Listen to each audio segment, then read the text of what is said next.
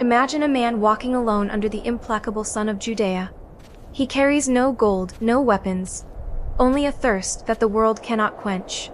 Official history says he emerged from nowhere at the age of 30.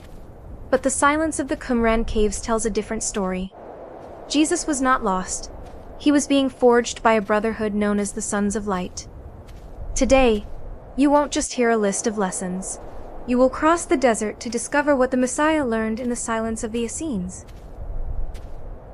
Upon reaching the shores of the Dead Sea, Jesus encountered a community that defied the system of its time. They followed the teacher of righteousness, an enigmatic figure who a century earlier already spoke of purity and renewal. Here, Jesus understood that to change the world, he first had to belong to a different spiritual ecosystem. He learned that authority does not come from a title in the temple, but from the righteousness that no one sees in the darkness of a cave. Before being the master of masters, Jesus was a student of silence. An Essene's day began before the first light. They believed that words spoken before the sun rose were too sacred to be profane.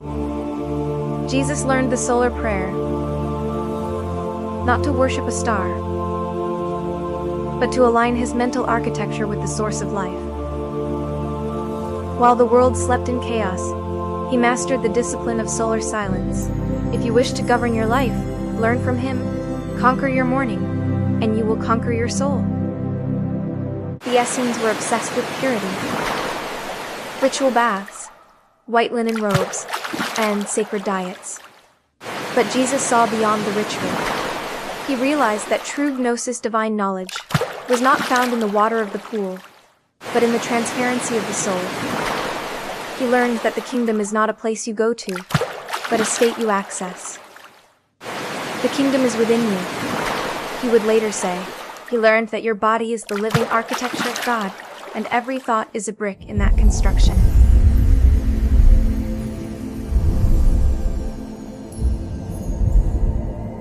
In Qumran, no one owned anything. Gold was considered dust. Jesus saw men who were kings of themselves because they were not slaves to objects.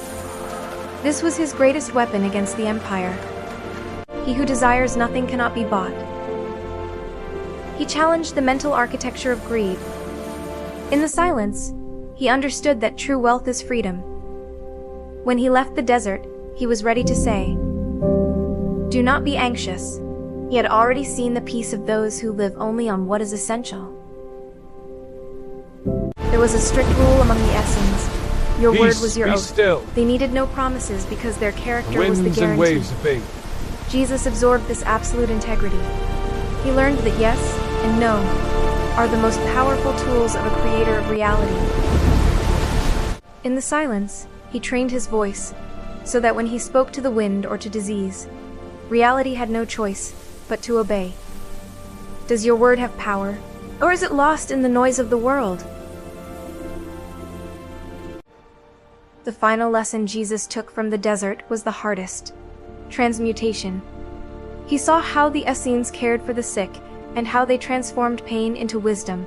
He learned that suffering is not an end, but a fertilizer. The silence of the desert was the garden where he planted the courage to face the cross. He did not defeat the world at Calvary. He defeated it years earlier, in the silence of Qumran. And today, that same desert invites you. Which lesson will you take for your life?